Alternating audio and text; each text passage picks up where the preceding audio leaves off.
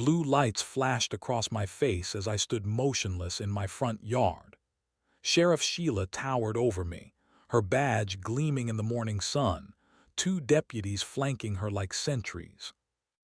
"You have exactly 72 hours to remove every last piece of this." She gestured dismissively at my garden, "or we will remove it for you. And trust me, you will not like our methods." My voice trembled despite my efforts to remain calm. "This is my property. These are just flowers and art." She stepped closer, close enough that I could smell her coffee breath. "This is my town, and in my town we follow rules." Her radio crackled as neighbors peered through windows. "Some folks just need to learn the hard way." As she turned to leave, she knocked over a small ceramic bird bath with her boot. It shattered across my walkway. The deputies chuckled. "Oops," she said without turning around. "You should clean that up. It looks like trash and we have strict codes about trash." I stood frozen among my flowers, watching them drive away.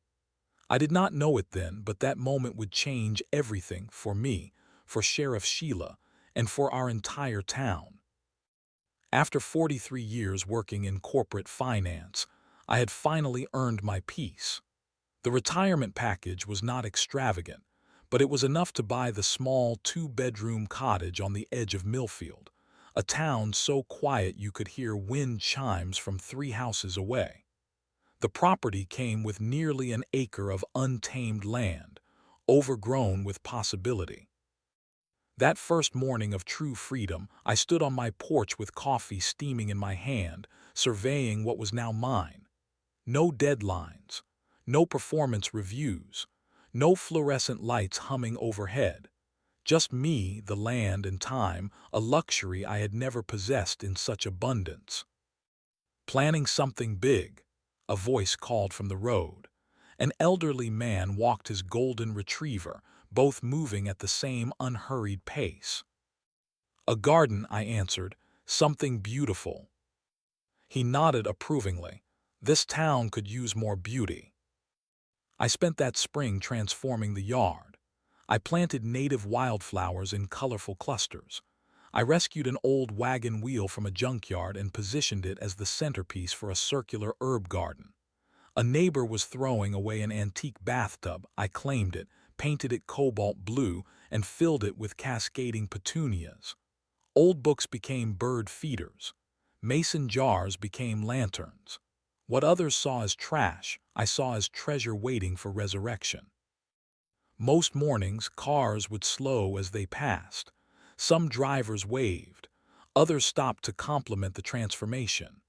"Never seen anything like it," one woman said, her young daughter staring wide-eyed at the fairy garden I had created using broken pottery and moss.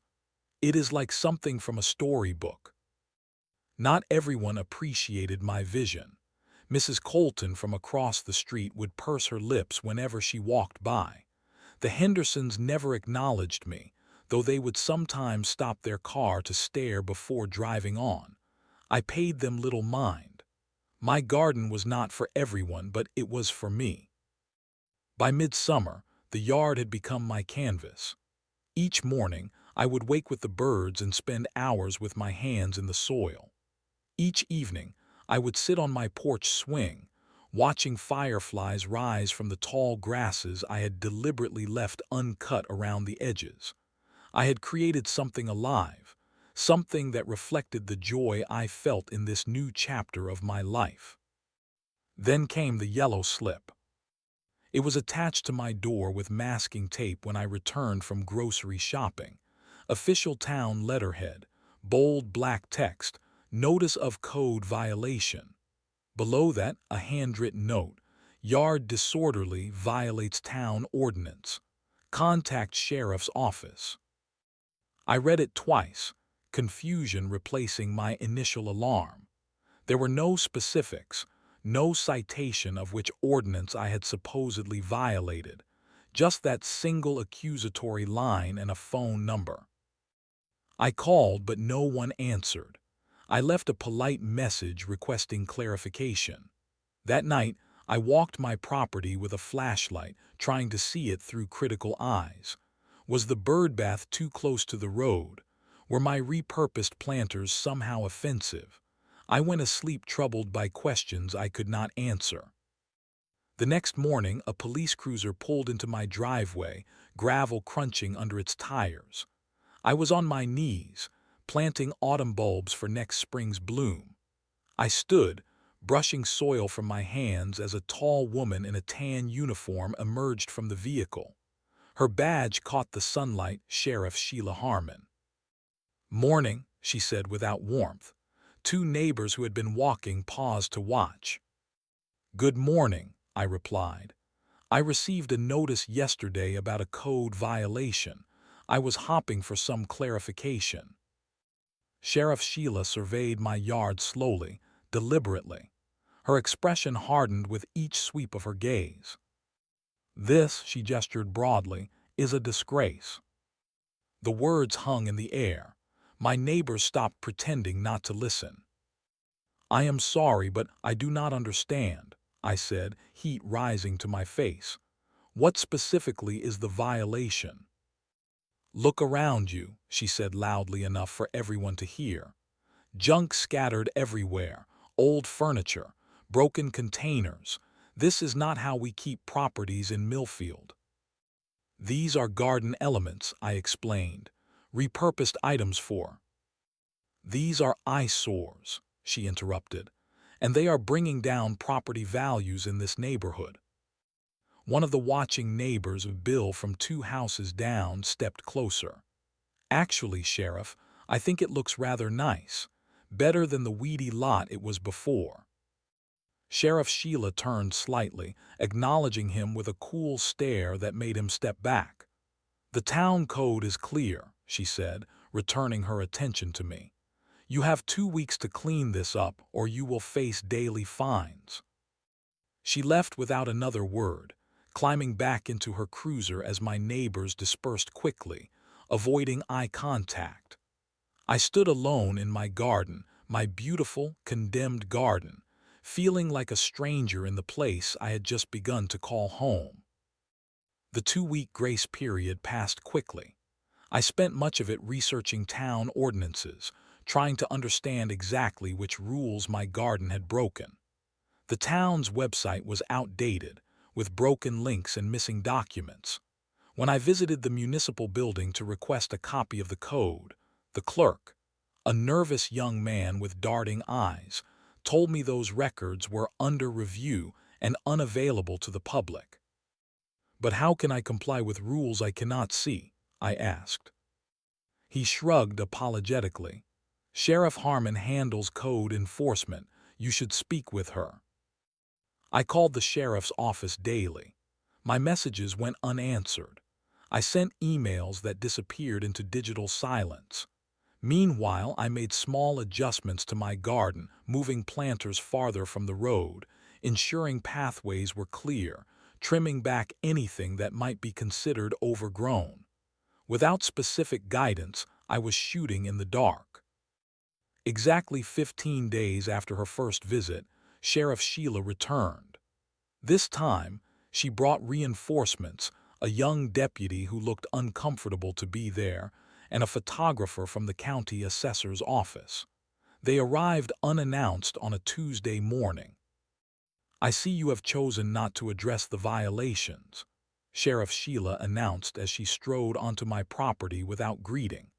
She wore sunglasses despite the cloudy day, her face an unreadable mask of authority. "I have made several changes," I replied calmly, though my heart raced. "But I have been unable to get clarification on the specific violations. I have called your office repeatedly." "The violations are self-evident," she said dismissively. She turned to the photographer. "Document everything, every piece of junk, every eyesore." The man began taking pictures methodically, my handcrafted bird baths, the antique wagon wheel, the stone pathway I had laid by hand. Each click of his camera felt like an indictment. "I would like to see the actual ordinance," I insisted. Surely I have the right to know exactly what rules I am breaking. Sheriff Sheila removed her sunglasses slowly. You can read it in court if that is where you want this to go. Right now, I am giving you one final warning before this becomes official. It seems rather official already, I observed, gesturing to the photographer who was now documenting my herb spiral. You have no idea how official things can get, she replied, her voice dropping to a dangerous register. Daily fines add up quickly, so does interest, so do court costs. Several neighbors had emerged from their homes, watching the scene unfold from a safe distance. Martha from next door approached cautiously. "Sheriff, if I might say something," she began. "This garden has been wonderful for our street. The previous owner let this place fall into disrepair, and now it is." "Martha," Sheriff Sheila cut her off sharply, "this does not concern you, unless you want me taking a closer look at your property too. That shed of yours might need a permit review." Martha blanched and retreated without another word. The deputy shifted uncomfortably beside his superior. "Ma'am," he addressed me quietly, "maybe you could just remove some of the more unusual items as a compromise." Sheriff Sheila silenced him with a glare before turning back to me. "There is no compromise with code violations. That is not how law enforcement works." "Which code specifically am I violating?" I persisted. "Section and paragraph, please." Her jaw tightened visibly. "Section 14, paragraph 3. Properties must be maintained in a manner consistent with community standards and free of unsanctioned objects or structures that create visual disharmony or potential safety hazards." She recited it from memory, her tone suggesting I should be impressed by her knowledge. I was not. "That sounds incredibly subjective," I noted. "What constitutes visual disharmony?" "I do," she snapped. "As the enforcement officer for this jurisdiction, I determine what violates community standards." The photographer completed his work and stood awkwardly beside the sheriff, awaiting further instructions. Birds sang in the trees overhead, oblivious to the tension below. "You have 48 hours," Sheriff Sheila declared.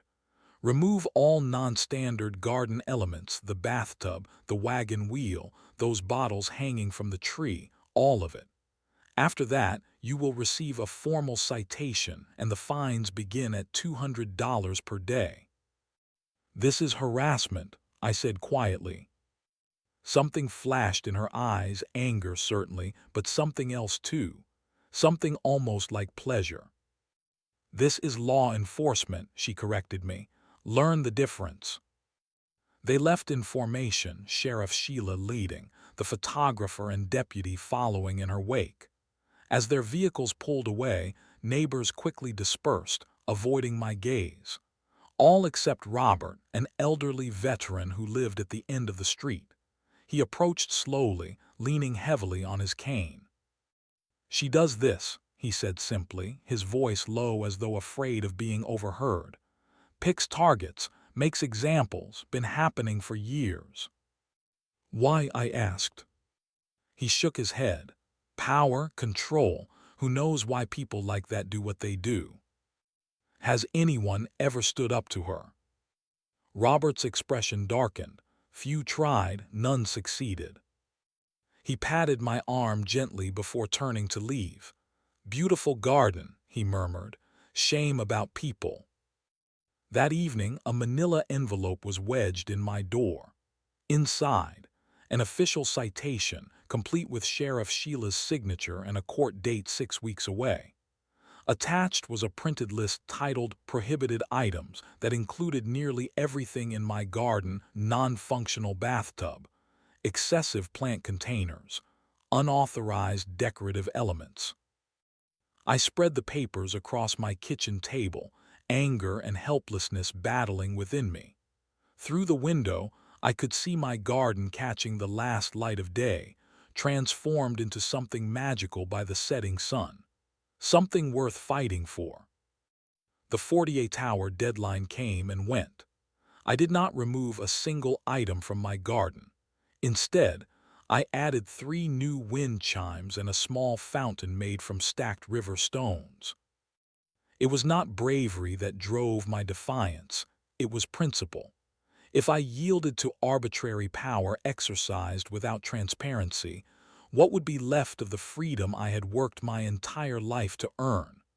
My retirement was meant to be about creation, not submission. I began documenting everything. I purchased a weather-resistant notebook and recorded each interaction with Sheriff Sheila and her deputies. I installed security cameras, nothing fancy, just basic models that uploaded footage to cloud storage. I took daily photographs of my garden to establish a visual record over time. If this was heading toward legal territory, I wanted evidence. 3 days after the deadline, Sheriff Sheila's cruiser pulled into my driveway. She did not exit the vehicle immediately. Instead, she sat watching me as I tended to my roses, her presence a deliberate intimidation.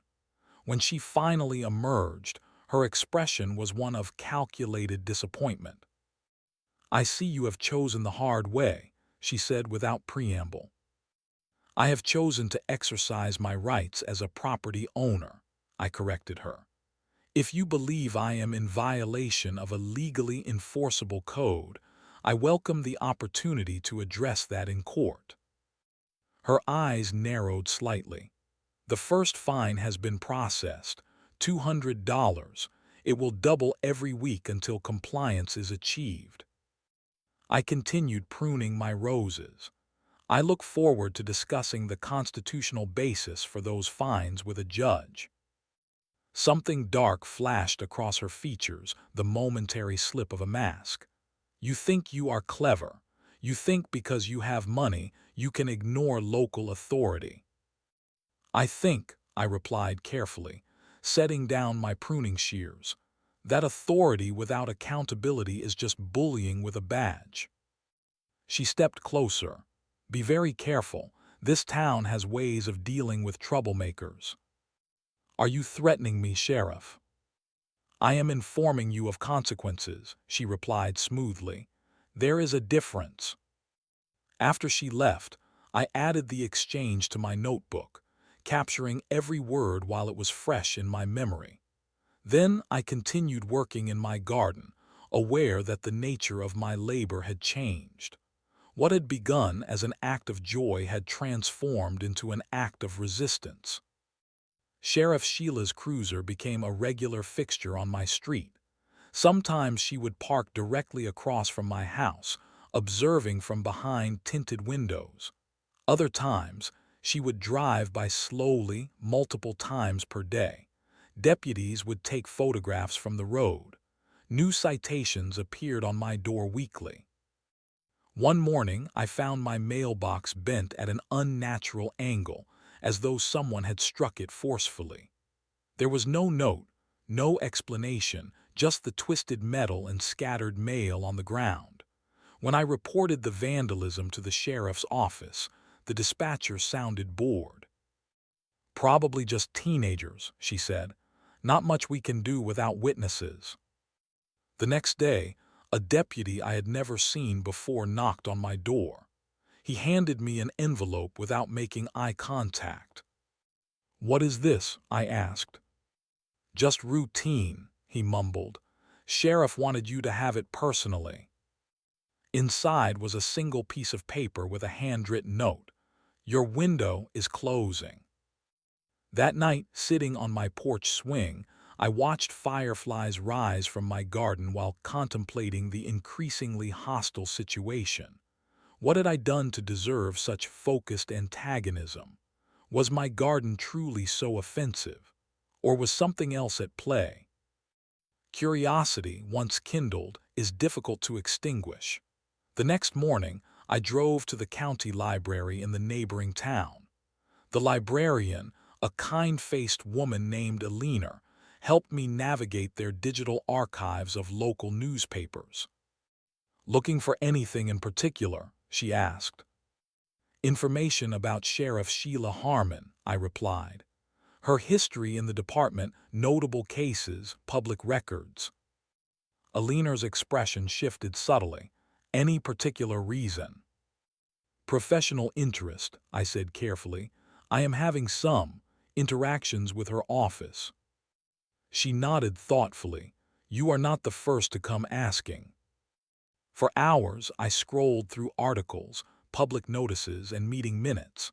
What emerged was not a complete picture, but rather fragments of a troubling pattern. Sheriff Sheila had served in the department for 17 years, the last 9 as sheriff. During her tenure, there had been multiple complaints filed against her, most mysteriously dropped or dismissed without explanation. Names appeared repeatedly in minor disputes that always seemed to resolve in her favor. What began as casual research evolved into something more purposeful. I was no longer just defending my garden. I was digging into the soil of truth, searching for roots of a problem much larger than my own. The county library became my second home.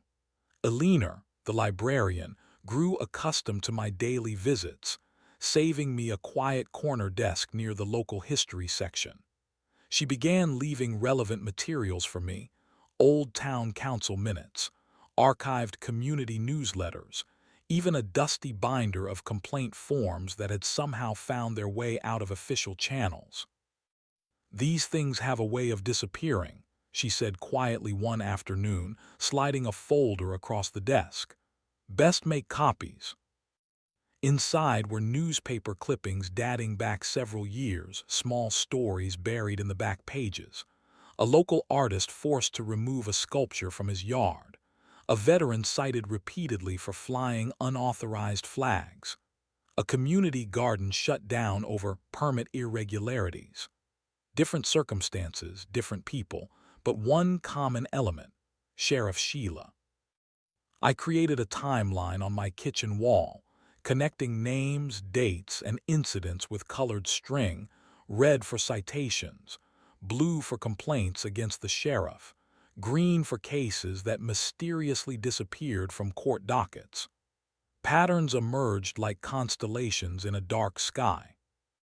My research led me to an online community forum where residents discussed local matters anonymously. Searching for Sheriff Harmon yielded dozens of threads, many with telling titles: "Selective Enforcement," and "Has anyone successfully appealed a code violation?" and "Sheriff targeting specific neighborhoods." One username appeared frequently: Justice Seeker 42. Their posts detailed systematic harassment similar to what I was experiencing: arbitrary citations, surveillance, escalating fines. When I sent a private message introducing myself, the response came within minutes: "Not safe to discuss online. Harmony Cafe, Thursday, 2 p.m. Sit in the back." The Harmony Cafe was a small establishment in the neighboring town, far enough from Millfield to offer relative anonymity. I arrived early, choosing a corner table with a view of the entrance. At precisely 2 o'clock, an elegant older woman entered. She scanned the room briefly before approaching my table. "Justice Seeker 42?" I asked quietly. She nodded, sliding into the seat across from me. "Margaret Wilson, former town councilwoman for Millfield." "Former." A tight smile crossed her face. Forced out would be more accurate. Over the next hour, Margaret outlined a reign of intimidation spanning nearly a decade. Sheriff Sheila had systematically targeted anyone who questioned her authority or proposed oversight of her department. Council members who pushed back found themselves or their family members subject to traffic stops, code violations, or mysterious allegations. "I tried to initiate an audit of the sheriff's department," Margaret explained, her voice dropping to a whisper despite the empty cafe. 2 days later, my son was pulled over 3 times in one day. A week after that, my husband's business received multiple visits from code enforcement. When I continued pressing for the audit, someone called Child Protective Services with anonymous concerns about my grandchildren. "That is illegal," I said, stunned by the brazenness. "Proving it is another matter entirely," she replied wearily. "I resigned from the council the following month. The audit never happened." Margaret was not alone. She connected me with others, a former deputy who had transferred to another county after witnessing misconduct, a business owner who had been targeted after refusing to donate to the sheriff's re-election campaign, a teacher whose environmental club was shut down after cleaning up land adjacent to property owned by Sheriff Sheila's brother. Each story reinforced what I was beginning to understand. This was not about my garden. It was about control, absolute and unquestioned. Armed with names and dates, I filed a public records request for incident reports involving Sheriff Sheila's enforcement actions. The clerk at the county office looked nervous when I submitted the form. "These take time to process," she said, not meeting my eyes. "I understand. I am prepared to wait." 2 weeks later, I received a thick envelope in the mail. Inside were photocopies of reports, heavily redacted, with entire paragraphs blacked out. Names, addresses, even violation descriptions had been obscured. Still, what remained told a story of disproportionate enforcement concentrated in specific neighborhoods and against particular individuals. Most troubling were the financial records. Fines collected from code violations had increased sevenfold since Sheriff Sheila took office, yet the town budget showed no corresponding increase in revenue from these sources. Money was flowing in, but where was it going? I brought my findings to Margaret, spreading the documents across her dining room table. "This is more than I ever managed to collect," she admitted, examining the redacted pages. "But it is still not enough. Without clear evidence of misconduct, it is your word against hers, and in this town her word is law." "Then we need more," I said firmly. "More stories, more documentation, more voices." Margaret's expression was skeptical. "People are afraid. Those who have spoken up before paid heavy prices." "Fear works because people feel isolated," I countered.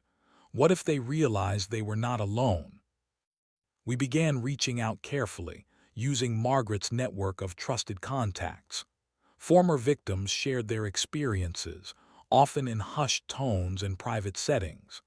Some provided documents, citations, correspondence, photographs. Others offered only their stories, but even these built upon one another, creating a comprehensive picture of systematic abuse. A retired teacher had been cited for excessive holiday decorations after questioning the sheriff at a town hall. A local mechanic found his business subjected to daily inspections after repairing a competitor's car, a competitor who happened to be Sheriff Sheila's cousin. A family was forced to dismantle their children's treehouse despite having proper permits when they complained about deputies parking in front of their driveway. Each account strengthened my resolve. Each redacted document fueled my determination. My garden had become secondary to a larger purpose, unearthing a deeply rooted system of corruption and control that had strangled this town for years. As I drove home one evening, a patrol car appeared in my rearview mirror, following at a precise distance, not close enough to justify alarm, but present enough to send a message. The message was received, but not as intended. Sheriff Sheila thought she was instilling fear. Instead, she was cementing my determination. 3 months had passed since the first citation appeared on my door. My garden continued to flourish despite the battle surrounding it. The roses climbed higher, the herbs grew more fragrant, and the artistic elements that had drawn Sheriff Sheila's ire stood as symbols of defiance amid the beauty. My wall of evidence had expanded to encompass the entire spare bedroom. Documents, photographs, timelines, and connections covered every surface. What had begun as personal defense had evolved into comprehensive documentation of systematic abuse of power. It was time to share what I had discovered. I created a simple blog titled The Real Mess in Millfield.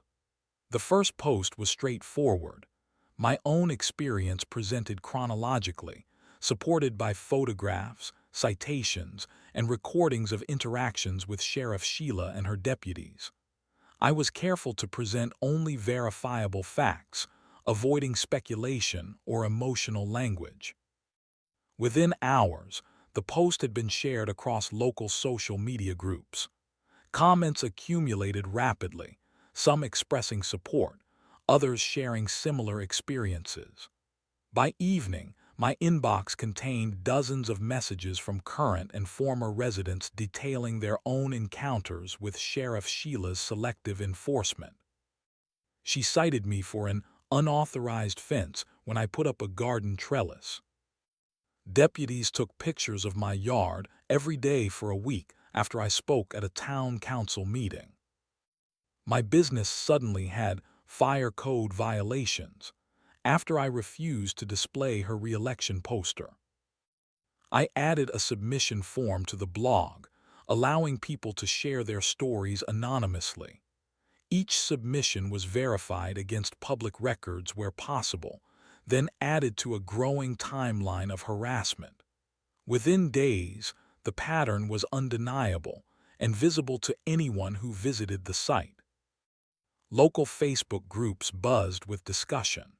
Links to the blog appeared on community pages, generating heated debates between longtime residents who defended law and order and those who had experienced Sheriff Sheila's targeting firsthand.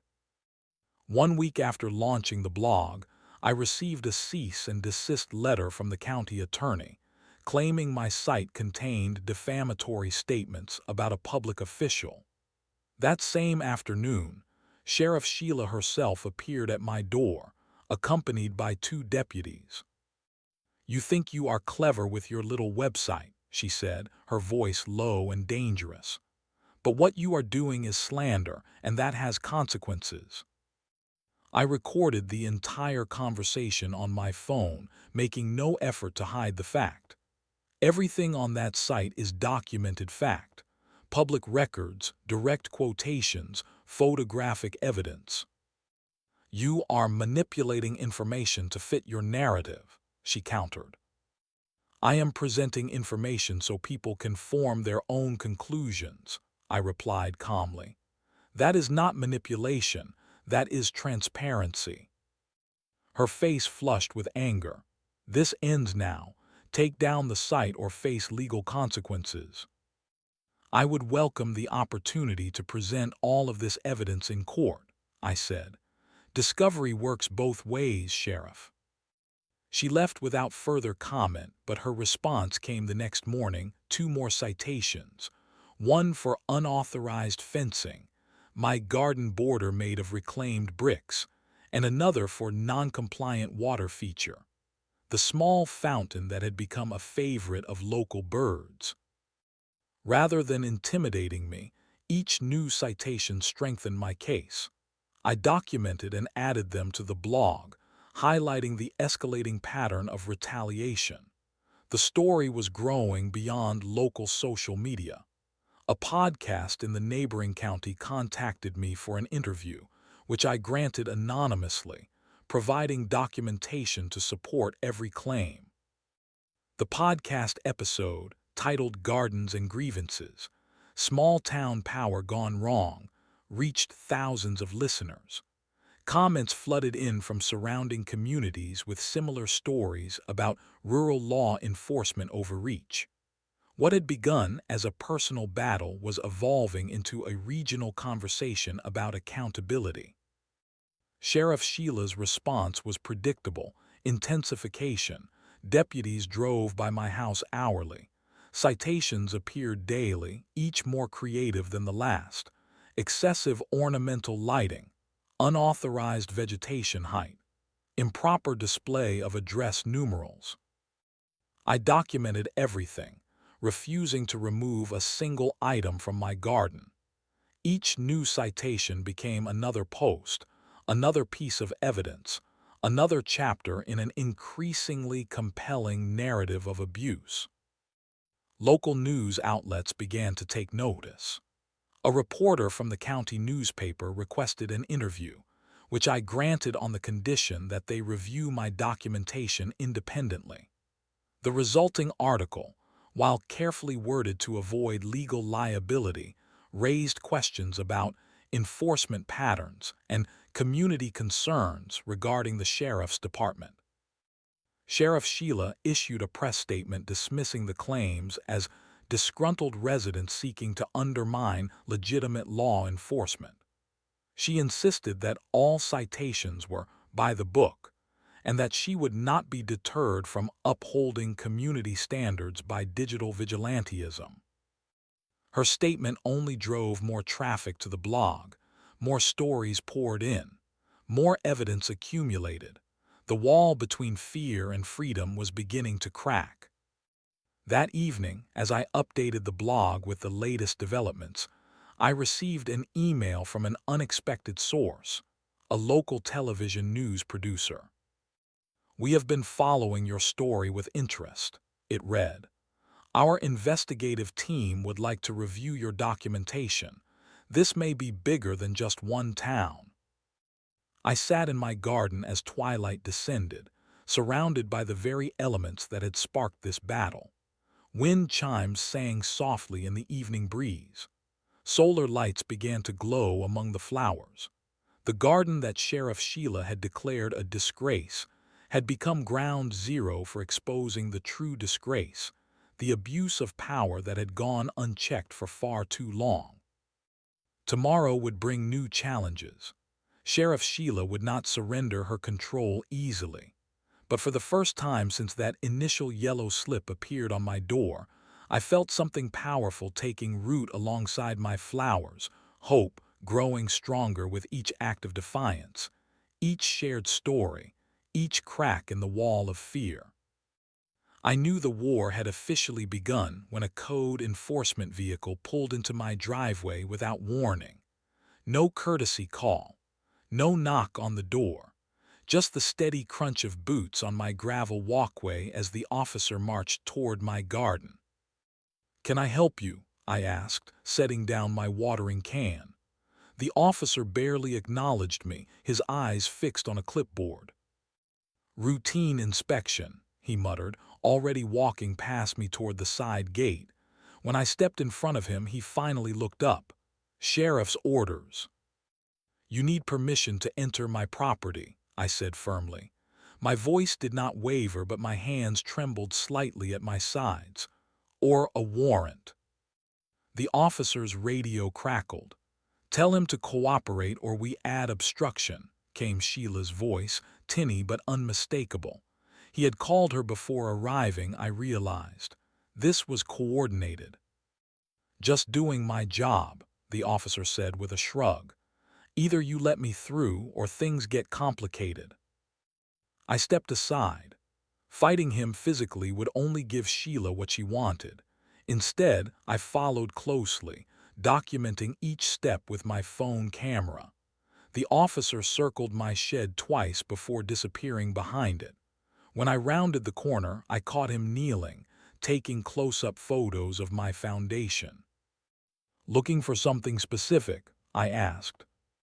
"Just documenting violations." He did not look up.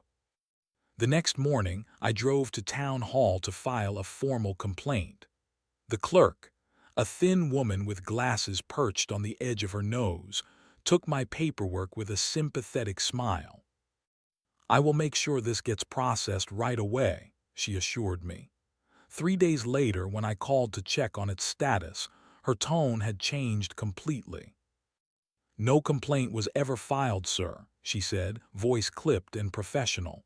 "Perhaps you are mistaken." That evening, I returned home from grocery shopping to find my truck listing oddly in the driveway. As I approached, the damage became clear. All four tires had been slashed with something sharp and deliberate. Not random vandalism, but a message. My hands shook as I called the local police to report it. "Officer will be there within 48 hours, the dispatcher told me. We both knew no one would come. That night I sat on my front porch until dawn, a thermos of coffee by my side, a flashlight in one hand, a camera in the other. The darkness beyond my property line seemed to pulse with malice. I did not sleep. Instead, I watched the road, jumping at every passing headlight, every distant sound. No one came, but the message had been delivered. I was alone here, vulnerable. The next morning, I drove to the nearest electronics store and purchased 4 security cameras. Within hours, they were mounted at strategic points around my property. Then I made another call, this time to a lawyer in the neighboring county. The receptionist put me through immediately when I mentioned Sheriff Sheila's name. "You are not the first," the lawyer said after I explained my situation. His voice carried the weight of someone who had heard this story before. "But you might be the one who finally ends this." When I returned home that afternoon, a deputy's cruiser was parked in front of my house. The deputy leaned against his vehicle, arms crossed, watching my approach.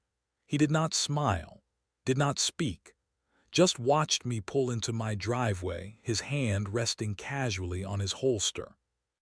"Something I can help you with, officer," I called out, my voice steadier than I felt. "Just a friendly reminder," he said. "Small towns have long memories. Sheriff Sheila has been keeping peace here for 15 years. Folks who challenge that tend to find themselves unwelcome." He pushed himself off the cruiser and adjusted his belt. "Shame about your tires," he added before getting into his vehicle. "Lot of vandalism lately." I stood in my driveway long after his taillights disappeared down the road. The message was clear. This was no longer about my yard or some imaginary code violation. This was about power, about control, about making an example of the newcomer who dared to stand up. That night, I locked every door and window in my house for the first time since moving here. As I sat at my kitchen table, reviewing the security camera footage, I realized something had fundamentally changed. I was no longer just fighting for my garden or my right to live peacefully. I was fighting for my safety, for justice itself. The lawyer had asked why I did not simply clean up my yard and end the conflict. The answer was simple, because this was never about my yard. It was about Sheila's need to break people, to demonstrate her power, to rule through fear. I would not be broken, not by her, not by anyone.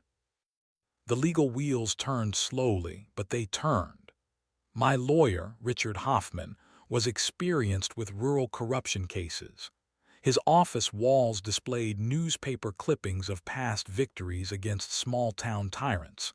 He listened to my story without interruption, nodding occasionally, his pen marking notes in a leather-bound notebook. "We need to file 2 things immediately," he said when I finished.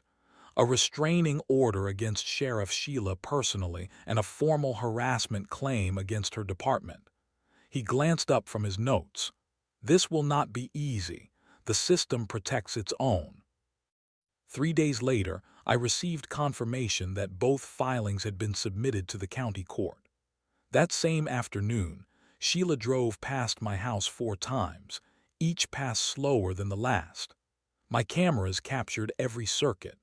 The footage showed her cruiser nearly stopping in front of my driveway on the final pass, her silhouette visible behind the wheel, watching my home. The email arrived unexpectedly the following morning. No sender name, just an attachment labeled "You should see this." Normally, I would have deleted such a suspicious message, but something compelled me to open it. Inside was a scanned ethics complaint from 5 years earlier, filed by a former deputy named Marcus Williams. The complaint detailed a pattern of selective enforcement, intimidation of citizens, and misuse of authority. It was marked DISMISSED, insufficient evidence, in bold red letters across the top. I forwarded it to Richard immediately. His response came within minutes. "This changes everything. Who sent this to you?" I did not know, but more emails followed, more documents, more evidence, anonymous residents sharing their stories of intimidation, business owners describing safety inspection that mysteriously appeared after they refused to support Sheila's re-election campaign, a farmer who lost his livelihood after Sheila cited him for equipment violations when he complained about deputies trespassing on his land. "Someone has been waiting for this moment," Richard observed when I shared the growing collection of evidence. "Someone has been gathering this information for years, waiting for someone brave enough to use it." The local news station ignored my calls at first. Then Richard sent them the complete file, documents, testimonies, photos, camera footage. The next morning, a young reporter named Jessica Chen appeared at my door, microphone in hand, cameraman trailing behind her. "We received some concerning information about Sheriff Sheila Thompson," she said, her expression professional but her eyes bright with the scent of a story. "Would you be willing to share your experience on camera?" I told her everything. The garden, the citations, the escalation, the tires, the witnesses now coming forward. Jessica listened, occasionally asking clarifying questions, her cameraman capturing every word. The segment aired 2 days later. Abuse of power. Small-town sheriff accused of harassment campaign. Sheila's office released a statement almost immediately, calling the allegations baseless attacks from disgruntled residents unwilling to follow community standards. The statement claimed I had numerous safety and aesthetic violations on my property and had refused reasonable requests to comply with town ordinances. That evening my phone rang continuously. Neighbors, former victims, community members who had stayed silent for years. The story had broken something open in our town, a dam of fear that had held back the truth for too long. The town council announced an emergency meeting to address the allegations. The announcement came with unusual language. All concerned citizens are encouraged to attend and share relevant experiences regarding code enforcement practices. The night before the meeting, Richard called.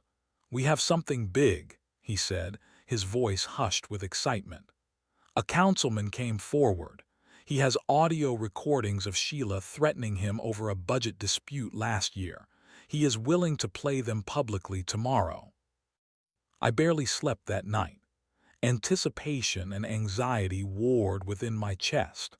For the first time since this ordeal began, I allowed myself to imagine victory, not just for myself, but for everyone Sheila had bullied into submission over the years. The town hall was already packed when I arrived. Familiar faces nodded in my direction. Others avoided my gaze, still uncertain which way the wind would blow. The mayor, a thin man with perpetually worried eyes, called the meeting to order precisely at 7 o'clock. Before he could proceed with formalities, the doors at the back of the room burst open. Sheriff Sheila entered, flanked by 2 deputies. Her uniform was pressed to perfection, her badge gleaming under the fluorescent lights. The room fell silent as she marched to the front, her boots echoing against the wooden floor. She did not look at me, did not acknowledge the crowd. She simply took position near the council table, arms crossed, expression neutral but eyes hard as flint. The battle lines were drawn. The truth was about to spill into the light. "This meeting will come to order," the mayor announced, his gavel striking the wooden block with unusual force. The packed town hall hummed with tension. Every chair was filled, with dozens more standing along the walls. Sheila stepped forward before the mayor could continue. "If I may address these ridiculous allegations before we waste everyone's evening," she said, her voice carrying the practiced authority of someone unaccustomed to being challenged. "Actually, Sheriff," the mayor replied, surprising everyone with his firmness, "we have a procedure to follow. Citizens will speak first." Sheila's jaw tightened visibly. She stepped back, one hand resting on her holster, a subtle but unmistakable gesture of intimidation. The room watched her retreat, the collective breath held a moment too long. The first speaker approached the microphone tentatively, Alina Jankowski, a retired schoolteacher who had lived in town for over 40 years. Her hands trembled as she adjusted her glasses. "3 years ago," she began, her voice gaining strength with each word, "I was cited for having wind chimes that exceeded the noise ordinance. When I questioned this, deputies appeared at my classroom the next day, questioning my students about my teaching methods. I took down the chimes. I never spoke up again, until today." More followed. A restaurant owner who found health inspectors at his door the day after arguing with Sheila at a town meeting. A veteran whose disability ramp was suddenly deemed non-compliant after he supported Sheila's opponent in the last election. Each story built upon the last, creating a devastating pattern that could no longer be dismissed as coincidence. Sheila's composure began to crack. She whispered urgently to her deputies, her face flushing deeper with each testimony. When she finally approached the microphone, her voice was tight with barely controlled rage. "These people are lying," she declared. "Every citation issued under my authority has been legitimate and documented. This is nothing but a coordinated attack on law enforcement by individuals who think the rules should not apply to them." She turned, pointing directly at me. "This man moved here and immediately decided our community standards did not apply to him. His yard remains a public eyesore and potential safety hazard. If enforcing our town's legal codes makes me the villain in his story, then so be it." The councilman, a usually quiet man named Thomas Griffith, cleared his throat.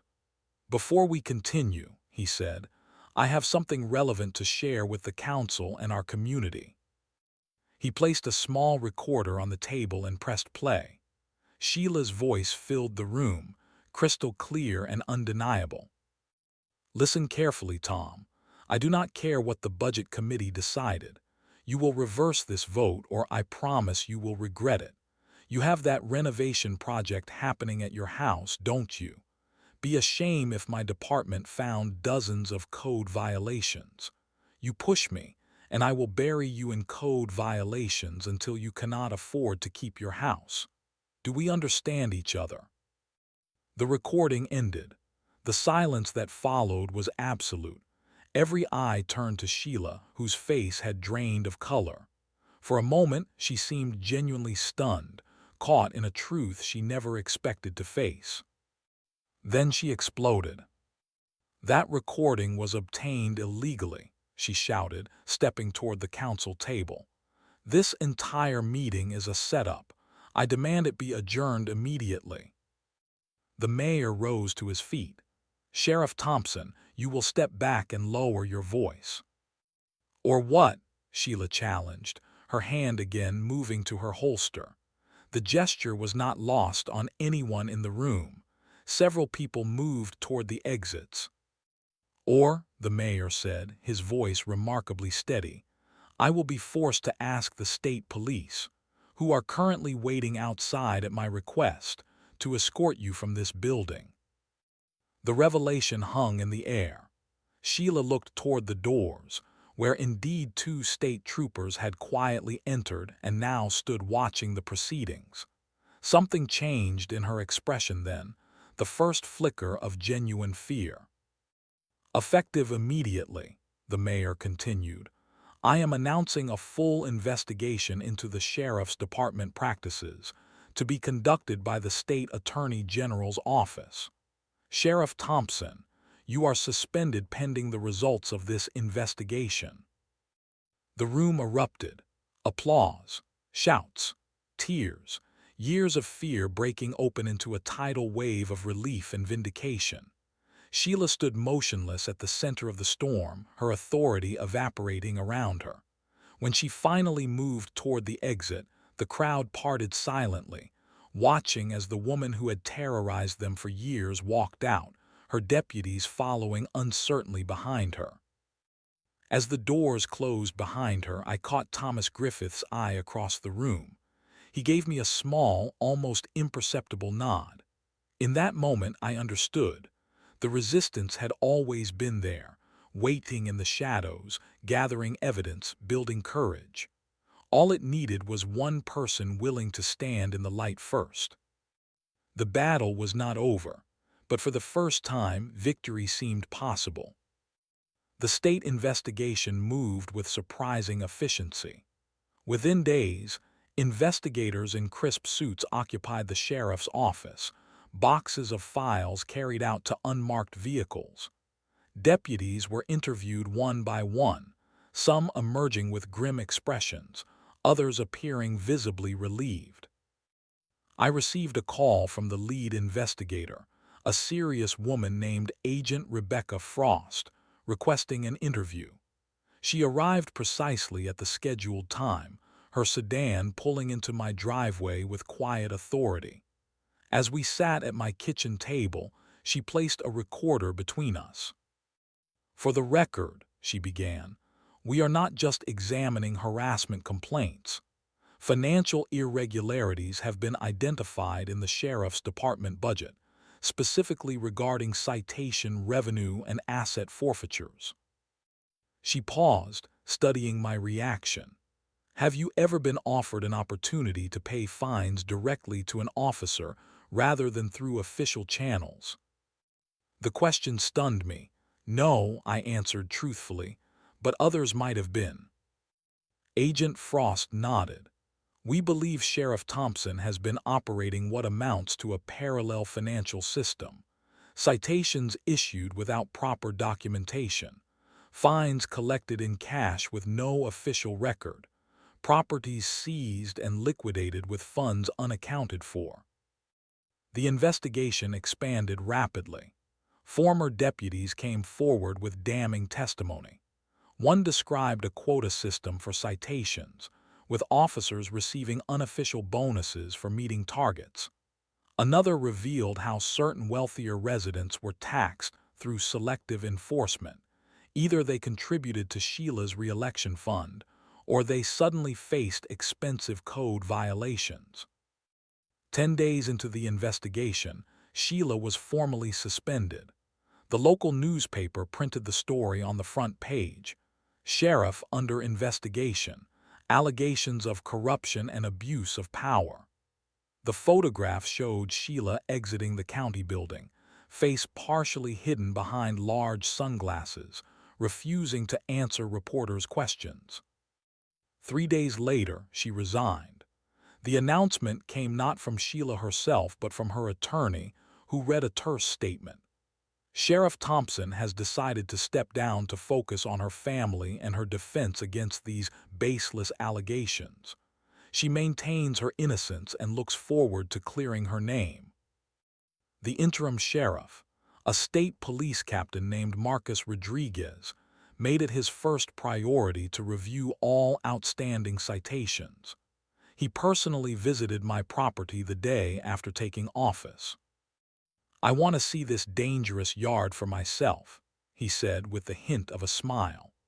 We walked the garden together, past the antique wheelbarrow filled with petunias, the repurposed window frames now serving as trellises for climbing roses. At the end of his inspection, Sheriff Rodriguez handed me an official document. "This rescinds all citations against your property," he explained. "And this," he added, producing a second document, "is a formal apology from the department." Similar scenes played out across town. Citations dropped, fines refunded, apologies extended. The weight that had pressed upon the community for years began to lift, allowing people to stand straight again, to breathe deeply. The real bombshell came 3 weeks into the investigation. Agent Frost called to inform me that the financial audit had uncovered over $300,000 in misappropriated funds over the past 5 years. Citation money that never reached town coffers. Asset forfeiture proceeds diverted to unauthorized accounts. Criminal charges are being prepared, she stated matter-of-factly. Not just against Thompson, but against 3 deputies who participated in the scheme. The news spread through town like wildfire. That evening, spontaneous gatherings formed on front porches and in local diners as residents processed the revelation. The corruption had been even deeper than anyone suspected. A class action lawsuit followed, filed by 16 residents who had lost property or paid improper fines. My name appeared among the plaintiffs, though my financial losses were minimal compared to some. For me, this had never been about money. It was about accountability, about justice. The town council invited me to participate in a newly formed citizen oversight committee tasked with reforming law enforcement practices. At our first meeting, faces that had once averted their gaze now met mine with respect and even gratitude. "We need people who stand up when it would be easier to back down," the mayor told me after the meeting. "Your garden was just the beginning. You helped us unearth something far more important." I did not feel like a hero. I had simply refused to be bullied, to be silenced. If that qualified as courage in our town, then the bar had been set dangerously low for too long. The criminal proceedings against Sheila moved forward methodically. She appeared at her arraignment looking smaller somehow, her uniform replaced by subdued civilian clothes, her confident stride reduced to careful steps. She pleaded not guilty to all charges, 27 counts ranging from official misconduct to financial fraud to witness intimidation. As she left the courthouse that day, I watched from across the street. For a brief moment our eyes met. I expected anger, defiance. Instead, I saw something unexpected: fear. The woman who had wielded fear as a weapon for so long was now experiencing it herself. The realization brought me no joy, only a somber recognition that systems of power, once corrupted, damaged everyone they touched, even those who thought they controlled them. That evening, as local news covered the arraignment, my phone rang. It was the editor of the county newspaper. "We would like you to write a guest column," she said, "about community oversight and rebuilding trust after corruption. Your perspective would be valuable." I agreed without hesitation. The time for silence was over. The first frost of autumn touched my garden overnight, dusting the sculptures with a delicate white powder that glowed in the early morning light. I sat on my porch, coffee warming my hands, surveying the yard that had inadvertently sparked a revolution. 6 months had passed since Sheila's resignation. The seasons had turned, and with them, our town had transformed. The new sheriff, elected in a special vote rather than appointed, had implemented all 12 recommendations from the Citizen Oversight Committee. Citations now required supervisor approval and photographic evidence. Complaint procedures were simplified and tracked electronically. Body cameras became mandatory for all deputies. But the most profound changes were invisible. The straightened spines of shopkeepers who no longer flinched when a patrol car passed. The open conversations at town meetings where dissent was no longer dangerous. The restored faith that laws existed to protect rather than punish. The local newspaper had published my column under the headline, "After the Storm: Rebuilding Trust in Rural Justice." The response had been overwhelming. Letters and emails not just from our community, but from neighboring counties facing similar struggles with unchecked authority. My blog, initially created to document my own battle, evolved into a platform where others shared their stories of standing up against small-town corruption. The Garden That Beat the Badge, one regional magazine called my yard in a feature spread. The photographer captured images of my garden from every angle, the morning glories climbing recycled ladder rungs, the bird baths made from repurposed light fixtures, the bench crafted from an old church pew. What had once been labeled disorderly was now celebrated as creative and community-defining. Visitors began appearing, first a trickle, then a steady stream. They walked slowly through the garden paths, taking pictures, asking questions. Many shared their own stories of intimidation in other towns. Some simply wanted to see the place that had sparked change. I welcomed them all, understanding that my private space had somehow become a public symbol. The most unexpected visitor arrived on a Tuesday afternoon in late September. Marcus Williams, the former deputy whose ethics complaint I had discovered months earlier, stood at my gate, hat in hand. "I left the department 5 years ago after filing that complaint," he explained as we sat on the porch. "Moved 3 counties away, started over, but when I heard what happened here," he gestured toward the garden, "I had to come back, had to see it for myself." He told me how Sheila had systematically pushed him out after his complaint, how fellow officers had turned against him, how his car had been vandalized 3 times in 2 weeks. "I thought speaking up would change things," he said. "Instead, I lost everything. Until now."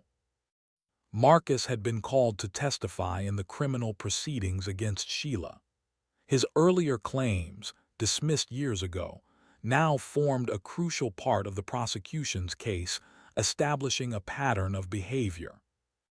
"You finished what I could not start," he said as he left. The acknowledgement carried the weight of vindication.